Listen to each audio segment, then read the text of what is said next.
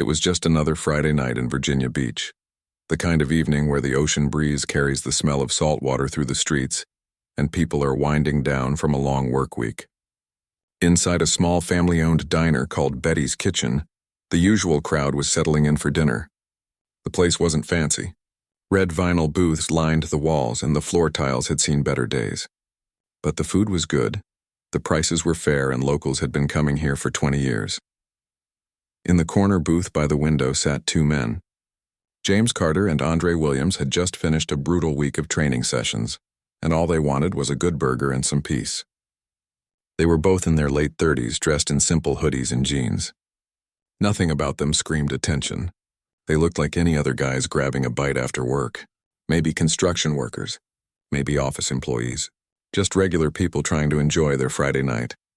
James took a bite of his cheeseburger and nodded appreciatively. "Still the best burgers in town," he said, wiping his mouth with a napkin. Andre smiled and reached for his sweet tea. They had known each other for over 15 years, been through things together that most people couldn't imagine. The kind of experiences that either break friendships or forge them into something unbreakable. Theirs was definitely the latter. The diner had that comfortable hum of conversation. A young couple on a date sat near the counter, nervously making small talk. An elderly man and woman, probably married for 50 years, shared a piece of pie without needing to say much at all.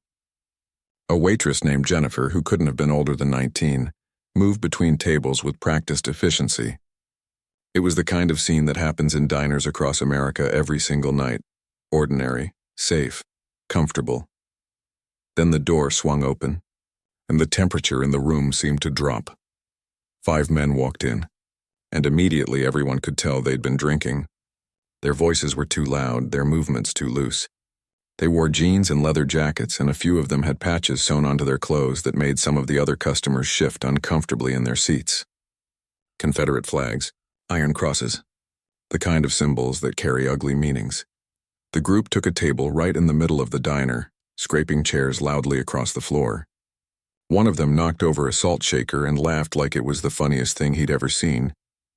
Jennifer approached their table carefully, her smile a little more forced than it had been a moment ago.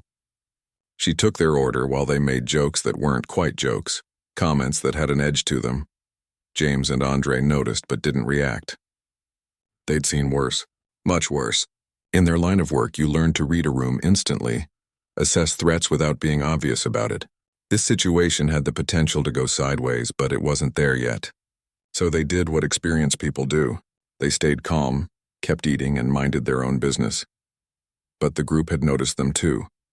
At first, it was just glances. Sideways looks across the diner. Then one of them, a guy with a shaved head and a neck tattoo that crept up past his collar, said something to his friends. Whatever it was made them all turn and stare.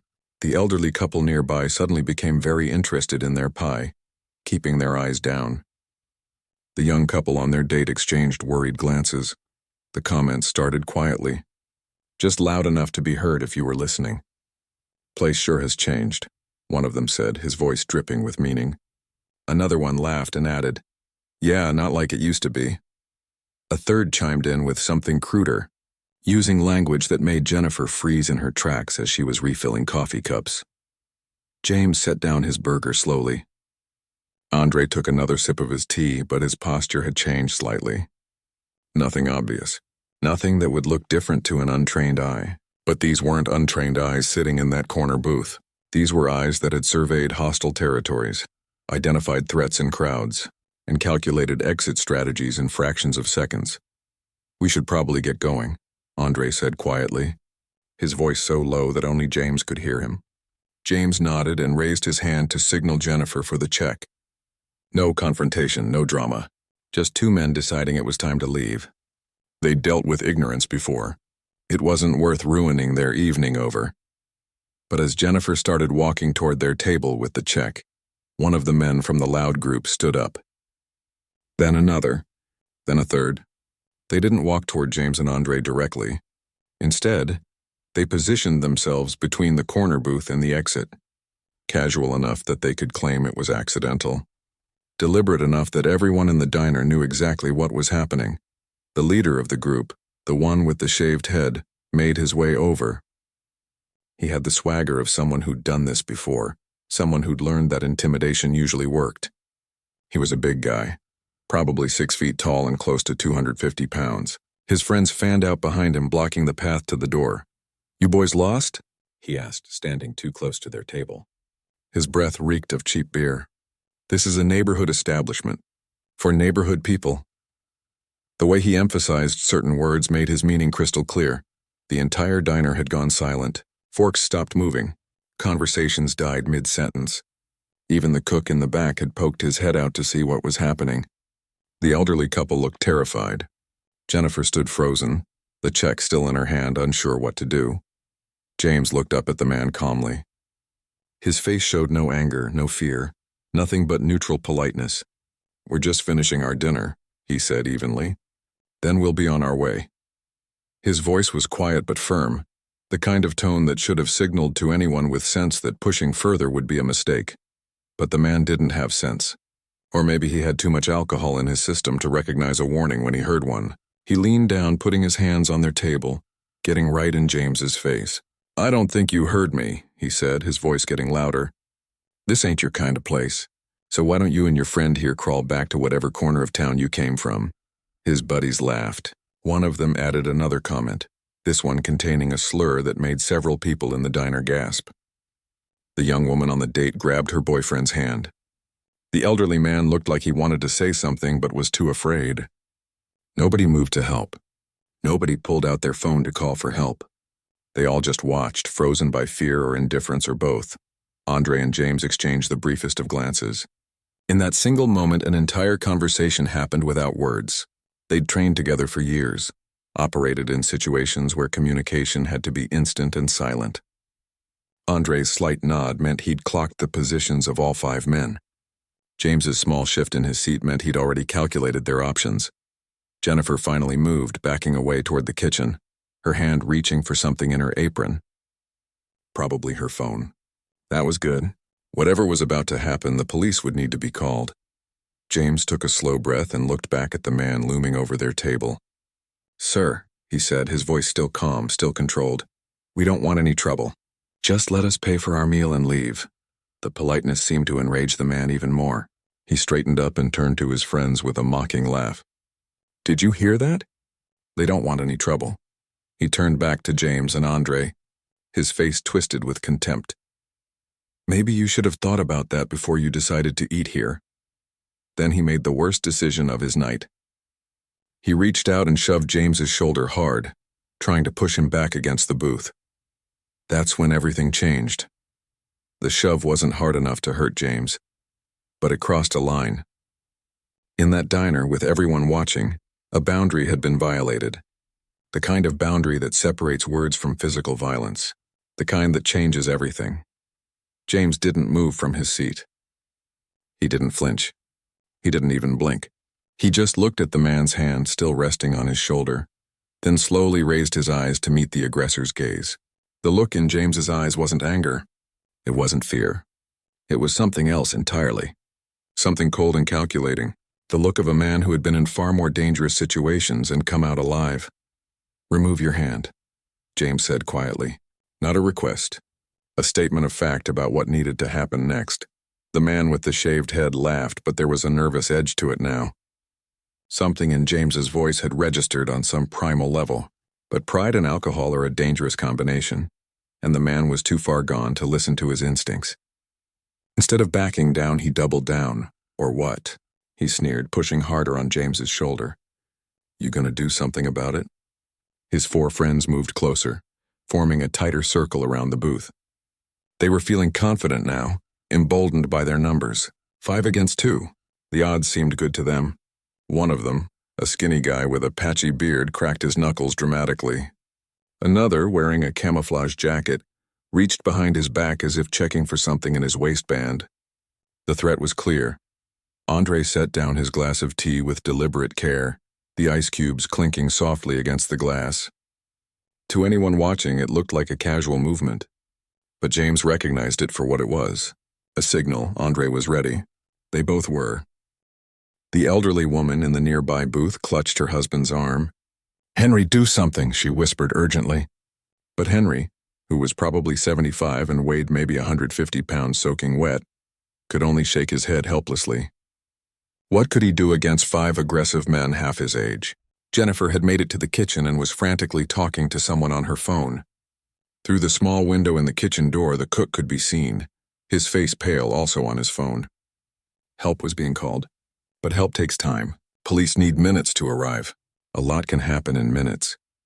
The young couple on their date had pressed themselves against their booth, trying to become invisible. The girl had tears in her eyes. Her boyfriend's jaw was clenched, his fists balled up uselessly at his sides. He wanted to help, you could see it on his face, but he was terrified. And who could blame him? These weren't the kind of men you challenged lightly. Last chance, James said, his voice even quieter now. Walk away. We don't want anyone getting hurt. The leader threw his head back and laughed, a harsh sound that bounced off the diner's walls. You hear this guy? He called to his friends. He's threatening us. 5 of us, and he's making threats. He turned back to James, his face now inches away, his voice dropping to something mean and ugly. You picked the wrong night to come to the wrong place, boy. That word, that specific word, loaded with centuries of hatred and degradation. It hung in the air like poison. Several people in the diner audibly gasped. Jennifer, still on the phone in the kitchen, started crying. Andre's jaw tightened slightly. That was the only visible reaction. But James knew his friend well enough to know what that tiny movement meant. Andre had just moved from condition yellow to condition red. From alert to ready.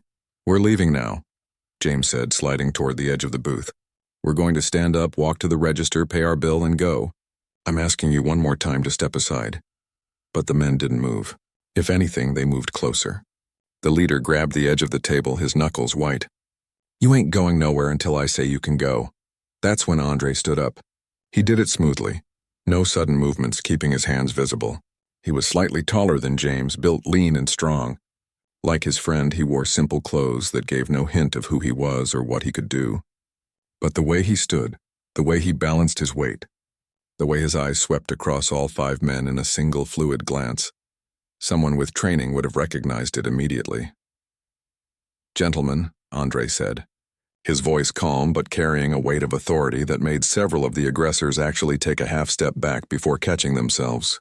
You're making a mistake. A serious mistake. We don't want to hurt anyone, but you need to let us leave, right now. The skinny guy with the patchy beard laughed nervously. Hurt us? You're gonna hurt us? He looked at his friends for reassurance. This guy thinks he's tough. The leader seemed to see Andre standing as a challenge to his authority. He couldn't back down now, not in front of his friends, not after going this far. Male pride, especially the toxic kind, has led to countless stupid decisions throughout history. This was about to be another one. Sit back down, the leader growled, putting his hand on Andre's chest to push him back into the booth. It happened faster than most people in the diner could process. Andre didn't resist the push. Instead, he moved with it, using the man's own force against him. His hand came up, not in a punch but in a controlled deflection, redirecting the aggressor's arm away from his body. At the same time, he stepped to the side, and suddenly the big man was off balance, stumbling forward into the space where Andre had been standing a moment before. James was already moving. He slid out of the booth on the opposite side, putting the table between himself and 3 of the other men. His movements were economical, precise. No wasted motion, no panic, just smooth practiced efficiency. The other 4 men took a second to realize what had happened. Their leader had somehow ended up bent over the booth, his arm twisted at an awkward angle, with Andre controlling him completely with what looked like minimal effort. The big tough guy was making small, gasping sounds, unable to move without causing himself serious pain.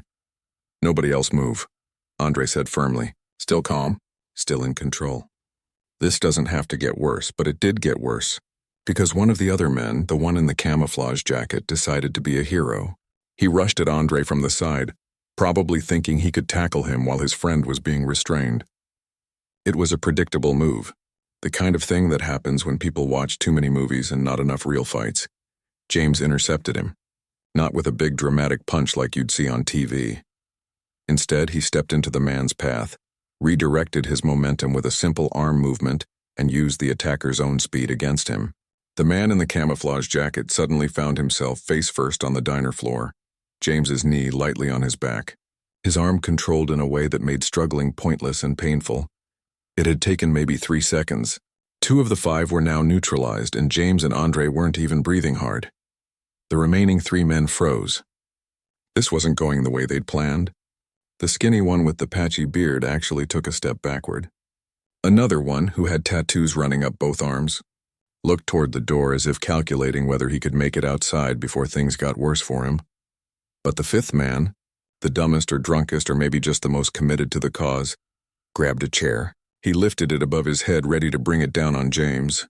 "Don't," James said, not even looking at him. "Please don't," the man hesitated. Something in that voice, in that simple please, carried more weight than any threat could have. It was the voice of someone who genuinely didn't want to hurt anyone but absolutely would if forced to. The voice of someone who had been in life or death situations and knew exactly what he was capable of. For a long moment, the man stood there with the chair raised, frozen in indecision. The entire diner held its breath.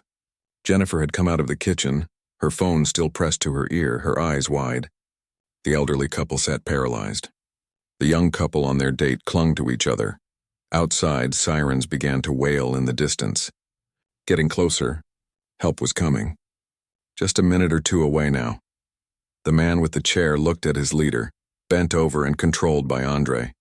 He looked at his friend on the floor with James's knee on his back. He looked at his 2 remaining buddies, both of whom had backed away and clearly wanted no part of whatever came next. Slowly, very slowly, he lowered the chair. Set it down on the floor. Raised his hand slightly. "Okay," he said, his voice shaking. "Okay, man. We're done. We're done." The sirens were loud now, right outside. Red and blue lights flashed through the diner's windows. Car doors slammed. Footsteps rushed toward the entrance. Andre looked at James. James nodded slightly. Together, simultaneously, they released their holds and stepped back. The 2 men they'd been restraining scrambled away, rejoining their friends, all 5 of them now clustered together near the counter, looking significantly less confident than they had 5 minutes ago. The diner door burst open, and 4 police officers rushed in, hands on their belts, assessing the situation quickly. "Everyone stay where you are," the lead officer commanded. "Nobody move!" James and Andre raised their hands slowly, keeping them visible, making no sudden movements. They knew the protocol. They'd been trained in it. When police arrive at a chaotic scene, you make yourself as non-threatening as possible. You comply completely. You stay calm. The officers looked around the diner, trying to piece together what had happened. 5 men on one side looking roughed up and scared. 2 men on the other side looking completely composed. And a diner full of witnesses, all of whom started talking at once. Those 5 attacked them. They were being racist. "These 2 men were just defending themselves." "They saved us, officer. Those guys were threatening everyone." The lead officer, a woman in her 40s with sergeant stripes on her sleeve, raised her hand for quiet. "One at a time," she said firmly. She looked at James and Andre, taking in their calm demeanor, their military bearing. Then she looked at the 5 aggressors, noting their patches, their aggressive postures, the smell of alcohol coming off them in waves. She'd been a cop for 20 years. She'd seen this kind of thing before. She already had a pretty good idea of what had happened here. "All right," she said. "Let's sort this out.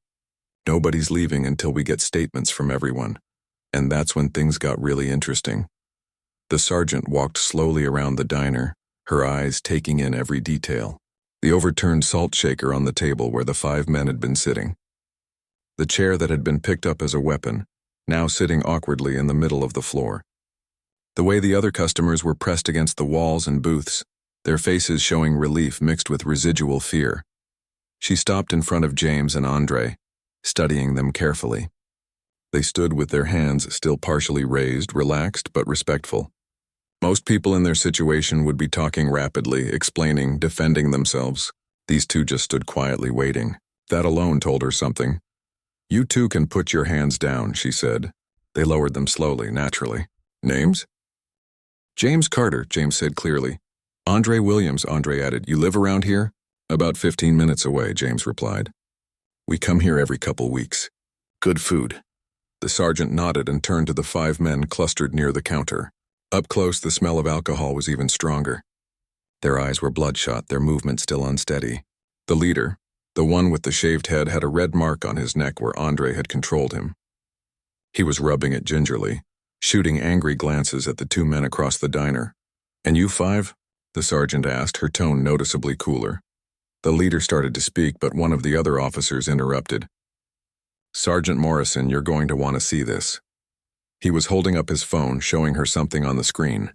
Her eyebrows went up slightly. "These three have warrants," the officer said quietly, but not quietly enough that people nearby couldn't hear. "Outstanding charges from last year. Bar fight in Norfolk."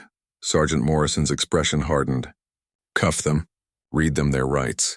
She turned back to the leader. "Looks like your night just got a lot more complicated." As three of the men were being handcuffed, the other two tried to edge toward the door. "Hold on," another officer said, blocking their path. "Nobody said you could leave. You're all part of this until we figure out what happened." Jennifer had finally stopped crying. She came forward, her phone still clutched in her hand. "Officer, I saw everything. I can tell you exactly what happened." Her voice was shaky but determined. "Those five came in drunk. They started harassing these two gentlemen, making racist comments. Then they blocked them from leaving and physically attacked them first. The elderly man, Henry, stood up from his booth with his wife's help. His voice was thin but steady. "She's right. My wife and I saw it all. Those men were looking for trouble from the moment they walked in. These two," he gestured to James and Andre, "they tried to leave peacefully. They didn't want any conflict, but those five wouldn't let them." The young woman from the date spoke up too, her boyfriend nodding beside her. "They used horrible language, racist slurs. They threatened everyone in here, not just those two men. We were scared they'd hurt someone." More witnesses came forward, each telling the same story. The cook from the kitchen, a truck driver who'd been sitting at the counter, even a teenager who'd been bussing tables in the back. Every single account matched. The five men had been the aggressors. James and Andre had defended themselves only after being physically attacked and prevented from leaving. Sergeant Morrison pulled out her notepad and began taking detailed statements. As she worked, another officer approached James and Andre. He was younger, maybe in his early 30s, with a military haircut and a certain way of carrying himself. "Can I ask you gentlemen something?" he said quietly. When they nodded, he continued. "You former military?" James and Andre exchanged the briefest of glances. "Yes, sir," James replied. "Navy." The officer's eyes narrowed slightly, but not in suspicion. "In recognition. I did 8 years Marine Corps infantry, and I've seen enough combat vets to spot the signs. The way you two handled that situation, that wasn't just random self-defense. That was training. Serious training." Andre smiled slightly. "We had good teachers. I bet you did." The officer paused. "What did you do in the Navy, if you don't mind me asking?" "Special operations," James said simply. The officer straightened up a bit. "SEALs?" James nodded. "Hot damn," the officer said under his breath. He turned to Sergeant Morrison. "Sarge, you need to hear this." Sergeant Morrison finished writing a statement and walked over. "What is it, Chen?" "These two are Navy SEALs," Officer Chen said. The sergeant looked at James and Andre with new interest. "Active duty?" "Retired," Andre said. "Both of us. We did our time, served our country, and now we just want to live quiet lives." "How long did you serve?" 15 years, James said. 14 for me, Andre added. Sergeant Morrison let out a low whistle. "And what rank did you retire at?" "Commander," they both said simultaneously. The atmosphere in the diner shifted dramatically. The officers looked at each other with new understanding. SEAL commanders weren't just any veterans. They were the elite of the elite. Men who'd led some of the most dangerous missions in modern military history. Men who'd trained for years to operate in situations most people couldn't imagine. Officer Chen actually laughed, shaking his head in disbelief. He walked over to where the 5 aggressors were being held. The leader glared at him. "What's so funny, pig?" Chen smiled. "You know what's funny? You tried to intimidate 2 Navy SEAL commanders. Do you have any idea what that means? These men have been in actual war zones. They've faced enemy combatants who actually knew how to fight. And you thought 5 drunk guys in a diner were going to scare them."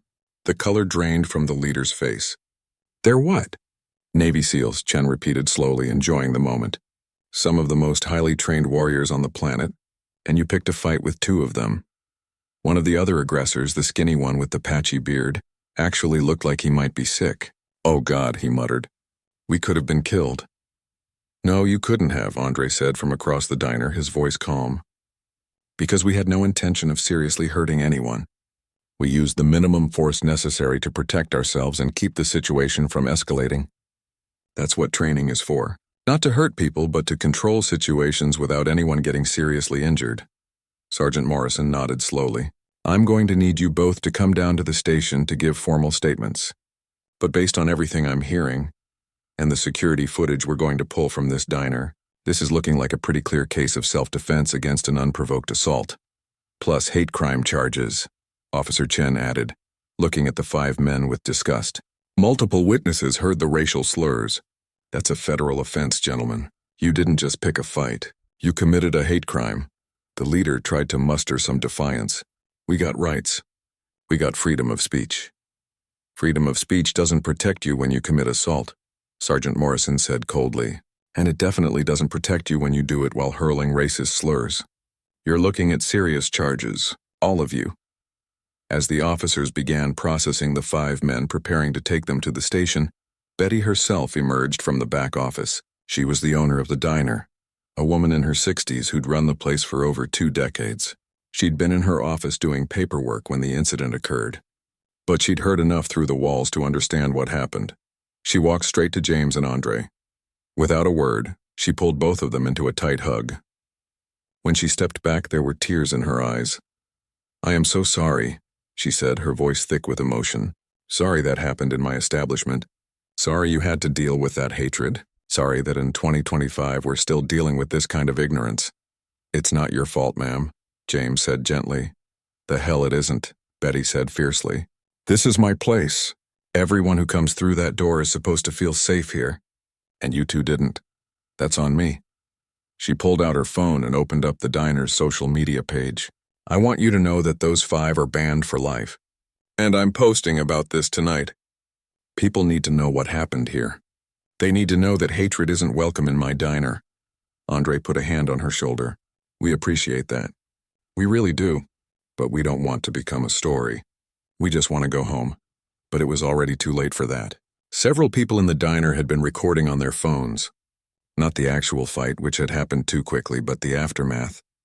The police interviews.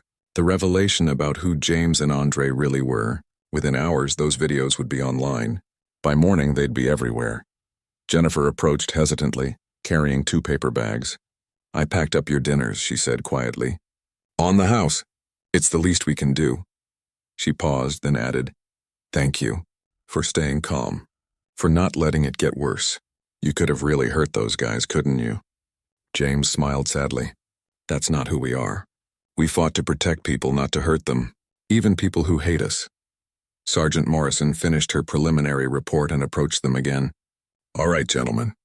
I know you've had a rough night, but I do need you to come down to the station. Paperwork, formal statements, that kind of thing. Probably take a couple hours. We'll make it as quick as possible. We understand, Andre said. We'll follow you down. As they walked toward the door, the entire diner erupted in applause. The elderly couple stood and clapped. The young couple joined in. Jennifer was crying again, but this time with relief and gratitude. Even the cook came out from the kitchen to applaud. These people had been terrified, had witnessed hatred and violence, and had seen 2 men handle it with professionalism and restraint. James and Andre nodded their thanks, uncomfortable with the attention but gracious nonetheless. They'd spent their careers operating in the shadows, doing things that would never be public knowledge. Being celebrated felt strange. As they stepped out into the parking lot, the cool night air hit their faces. The flashing lights of police cars painted the scene in alternating red and blue. The 5 aggressors were being loaded into separate vehicles, their night ending in jail cells. Officer Chen walked with them to their car. Listen, he said quietly. What you guys did in there, the way you handled that, that's going to be talked about. People are going to want to know your story. We don't have a story, James said. We just wanted to eat dinner. Maybe, Chen replied, but sometimes the story chooses you. And something tells me this one isn't over yet. He was right about that. The story was just beginning. And by the time the sun rose the next morning, James Carter and Andre Williams were about to become names that people across the country would know. James woke up to his phone buzzing nonstop. It was barely 7 in the morning, and already he had 43 missed calls and over 200 text messages. He squinted at the screen, his mind still foggy from sleep. The first message he opened was from his sister in Atlanta. "OMG, are you okay? Why didn't you tell me what happened? It's all over the news." News? James sat up in bed, suddenly wide awake. He scrolled through more messages. Former SEAL teammates, old friends from high school, people he hadn't talked to in years, all saying the same thing. His phone rang again. This time it was Andre. "Please tell me you're seeing this," Andre said without even saying hello. "Seeing what?" "I just woke up." "Check Twitter. Check Facebook. Check anywhere. We're everywhere, brother." James opened his laptop and typed his name into the search bar. His stomach dropped. The first page of results was all articles from the last few hours. Navy SEAL commanders face down racist attack at Virginia diner. Hate crime attempt goes wrong when victims turn out to be elite warriors. Viral video shows aftermath of failed racist assault. He clicked on one of the videos. It had been viewed over 3 million times already. It was cell phone footage from inside Betty's diner, starting right after the police arrived. You could hear Jennifer's voice explaining what happened. Then the part where Officer Chen revealed that James and Andre were SEAL commanders. The looks on the faces of those 5 men when they realized who they'd attacked. The applause from everyone in the diner. The comment section had thousands of responses. Most were supportive, praising James and Andre for their restraint and professionalism. But some were ugly, doubling down on the hatred, saying things that made James's jaw clench. He closed the laptop. "You there?" Andre asked. "Yeah, I'm here. I can't believe this is happening. It gets worse. Local news trucks are parked outside my apartment building. I looked out my window and counted 5 of them. They want interviews." James pulled back his bedroom curtain slightly. Sure enough, there were news vans on his street too. Reporters standing around with cameras, drinking coffee, waiting for him to emerge. He let the curtain fall closed. "What do we do?" James asked. "I don't know, man. This wasn't supposed to happen. We just wanted to have dinner and go home." They talked for another 20 minutes trying to figure out their next move. Ignore it and hope it went away? That seemed unlikely given how fast the story was spreading. Give a statement? But what would they even say? Eventually they decided to call their old commanding officer, Captain Richardson, who'd retired a few years before them and now worked as a consultant. If anyone knew how to handle this kind of attention, it would be him. Richardson answered on the second ring. "I was wondering when you two would call. I've been watching this unfold since about 5 this morning." "Sir, we don't know what to do," James said. "This is completely out of control. First thing you do is breathe. Second thing you do is remember your training. You've handled situations 1,000 times more stressful than dealing with reporters. Third thing you do is decide what message you want to send, if any." "We don't want to send a message," Andre said. They'd put him on speaker. "We want this to go away." Richardson was quiet for a moment.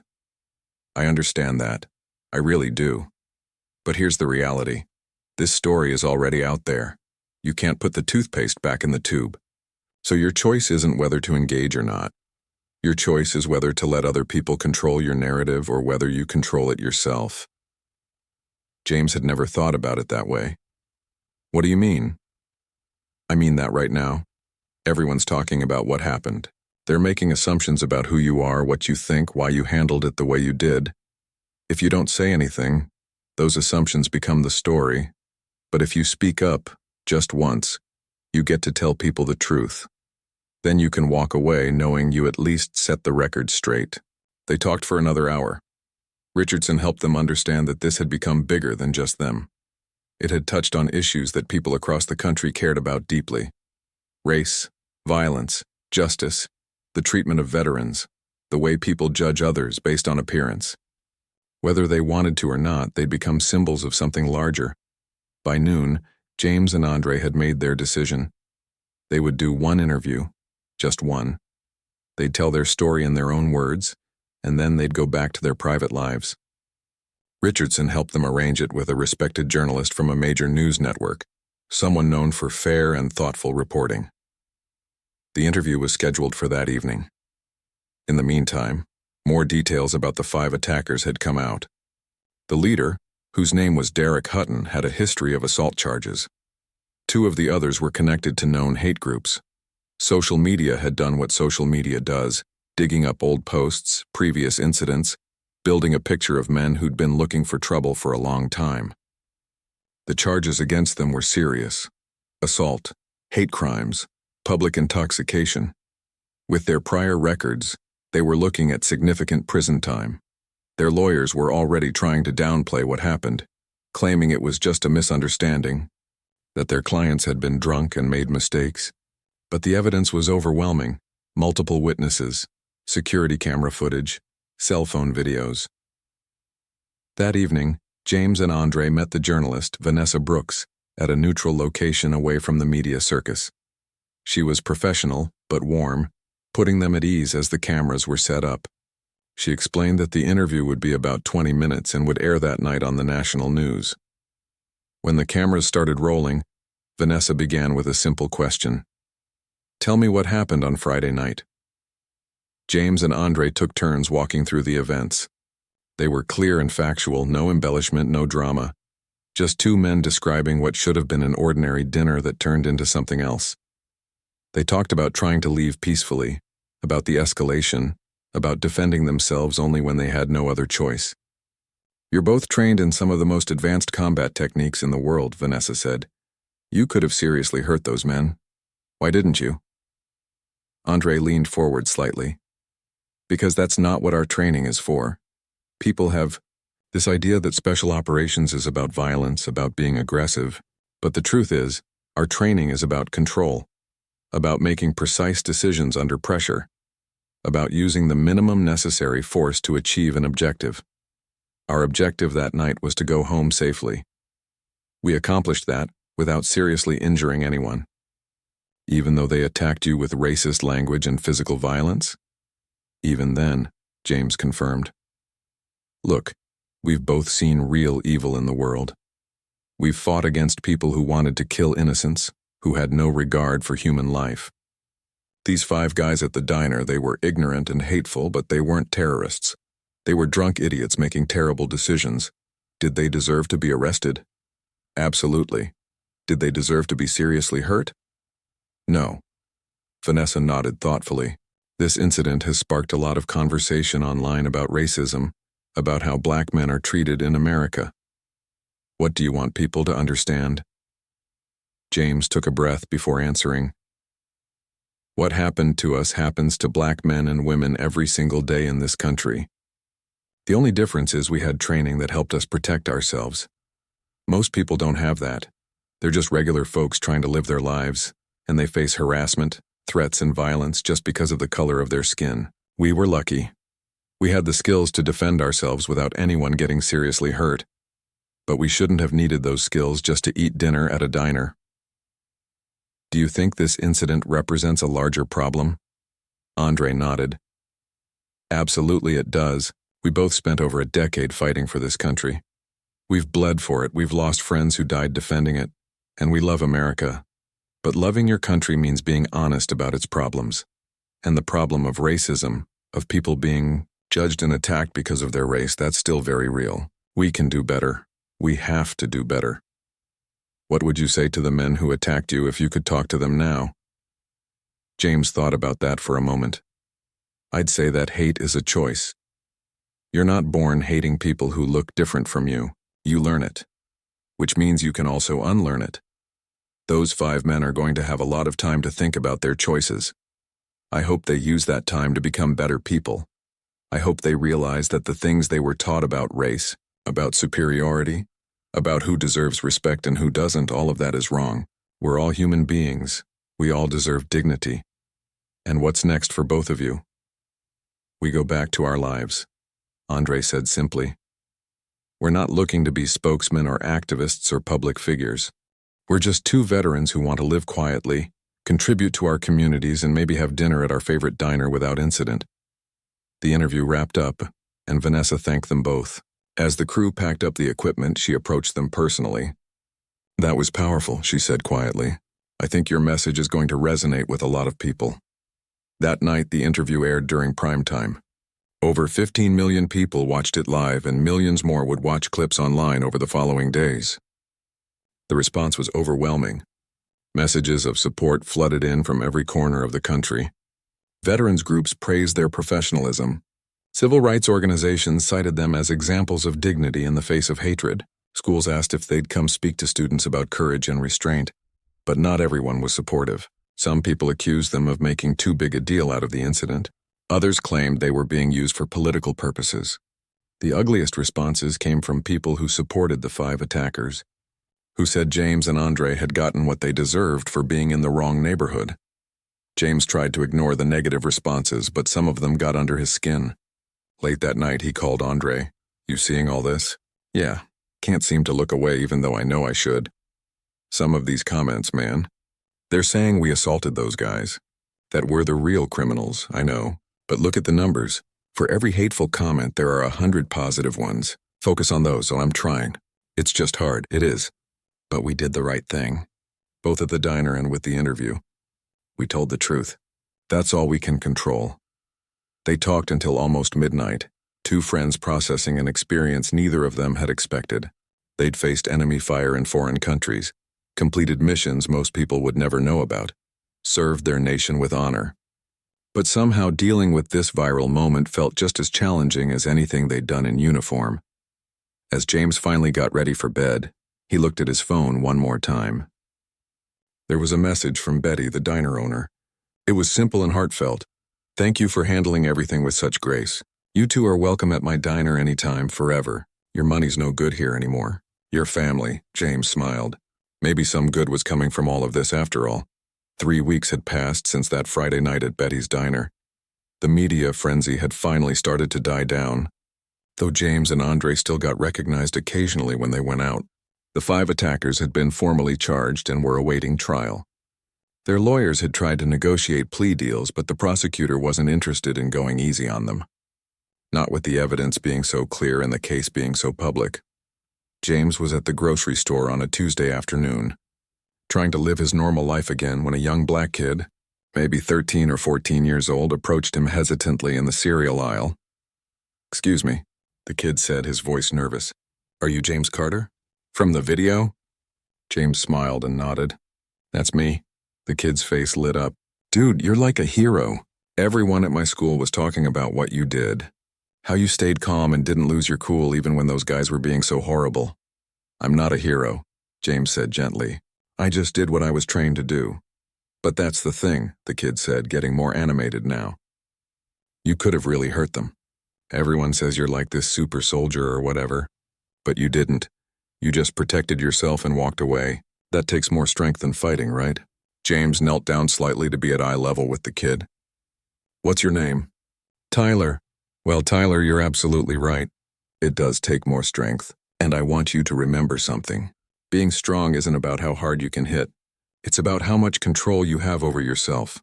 It's about making the right choice even when you're angry or scared. Can you remember that? Tyler nodded seriously. I will. Thank you, Mr. Carter. As the kid walked away, James felt something shift inside him. Maybe Richardson had been right. Maybe this story becoming public wasn't entirely a bad thing. If it could teach young people something valuable, if it could show them that real strength is about restraint and dignity, then maybe it was worth all the attention. That evening, James met Andre at a coffee shop they'd started going to instead of Betty's diner. They loved Betty and appreciated her support, but every time they went there now, people wanted to talk to them, take pictures, hear the story firsthand. Sometimes they just needed to be able to sit and talk without the attention. I met a kid today, James said, telling Andre about Tyler. Andre smiled. I had something similar happen yesterday. A woman at the bank, probably in her 60s, came up to me with tears in her eyes. She said her son is in the army, deployed overseas right now. She thanked me for showing people what real military training looks like, said it made her proud of what her son is learning to become. They sat in comfortable silence for a moment, sipping their coffee. The friendship between them had been forged in the most intense circumstances imaginable, and it had survived everything life had thrown at them. This latest challenge was just one more thing they'd face together. You know what's weird? Andre said.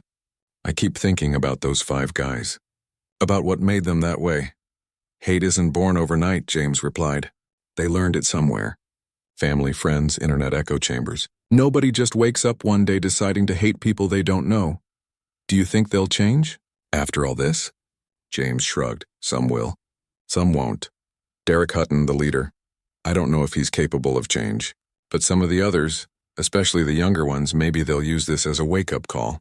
Maybe facing real consequences will make them reconsider the path they were on.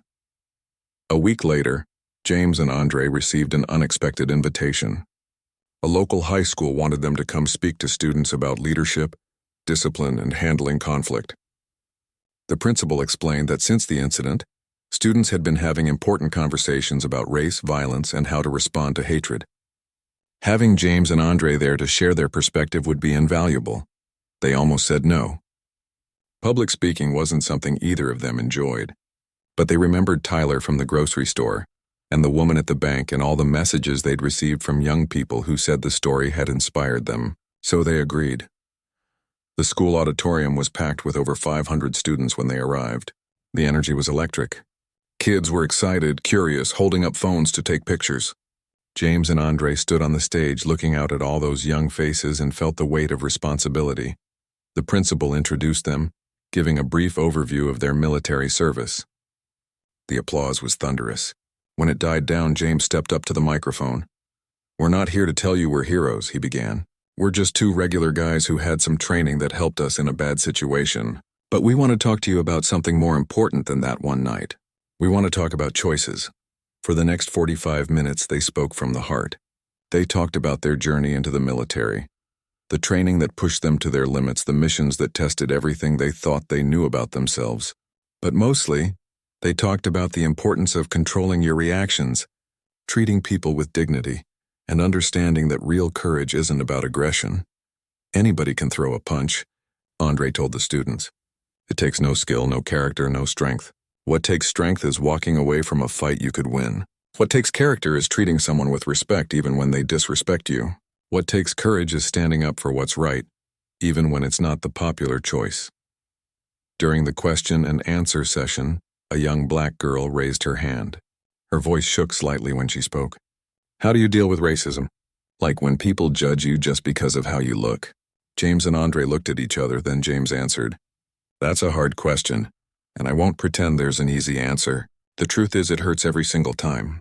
Even when you're used to it, even when you expect it, it still hurts. But here's what I've learned. You can't control what other people think or say.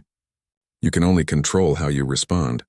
And the best response is to live your life with so much dignity and grace that you prove every stereotype wrong. But what about when they get physical? A boy asked from the back.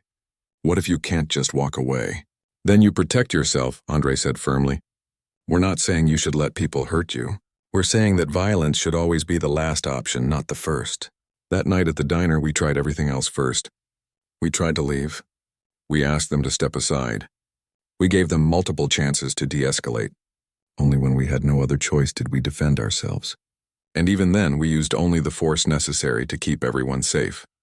After the assembly, dozens of students lined up to talk to them, shake their hands, ask more questions. Teachers thanked them for coming. The principal was nearly in tears, saying it was the most impactful assembly they'd had in years. As they drove away from the school, Andre said, Maybe we should do more of these. James looked at him in surprise. Really? I thought you hated public speaking. I do. But did you see those kids' faces? Did you hear their questions? They needed to hear what we said. And if we can make a difference for even a few of them, isn't that worth being uncomfortable for an hour? Over the following months, James and Andre spoke at 3 more schools, a veterans organization and a community center. They never sought out the attention, but when asked, they showed up. They shared their story, answered questions, and tried to live as examples of the principles they talked about. The legal case against the 5 attackers concluded with a trial that lasted 3 days. All 5 were found guilty on multiple charges. Derek Hutton received the longest sentence, 3 years in prison plus probation. The others received shorter terms with mandatory counseling for hate crime offenders. It wasn't perfect justice, but it was justice nonetheless. On the anniversary of the incident, Betty held a small gathering at the diner. She'd decided to use the attention her restaurant had received to do something positive. She announced a scholarship fund in honor of James and Andre to help young people from disadvantaged backgrounds pursue education or military service. James and Andre were moved to tears. "You didn't have to do this," James told her. Betty smiled. "Yes, I did. You two showed up that night just wanting dinner. You left having taught this whole community something about dignity, courage, and grace under pressure. This scholarship is my way of keeping that lesson alive." That night, James and Andre sat in their usual booth, eating burgers just like they had a year ago. The diner was full of regular customers going about their lives. No drama, no confrontation, just people eating good food and enjoying each other's company. "You ever think about that night?" Andre asked. "Sometimes," James admitted. "Not as much as I used to. It's getting easier to move past it. We did okay, didn't we? We did better than okay. We stayed true to who we are, even when it would have been easy to react differently." They finished their meal in comfortable silence. Two friends who'd been through more together than most people experience in a lifetime. As they got up to leave, Jennifer came over with their check. James pulled out his wallet, but she waved him off. "Your money's still no good here," she said with a smile. Outside, the Virginia night air was cool and pleasant. They walked to their cars, which were parked side by side. Before getting in, they stopped and shook hands, then pulled each other into a brief hug. "Same time next week?" Andre asked. "Wouldn't miss it," James replied. They drove off in different directions, heading home to their quiet lives. They'd never wanted to be famous or inspire anyone or teach lessons to the world. They just wanted to serve their country, live with honor, and enjoy a good burger now and then. But sometimes life has other plans. Sometimes a single incident becomes something larger, touches people you'll never meet, changes conversations you'll never hear. And if you handle it right, if you stay true to your values and principles even under pressure, maybe you leave the world just a little bit better than you found it. That's what James Carter and Andre Williams did. Not by trying to be heroes, but by simply being good men who refused to let hatred turn them into something they weren't. And in the end, maybe that's the most heroic thing of all.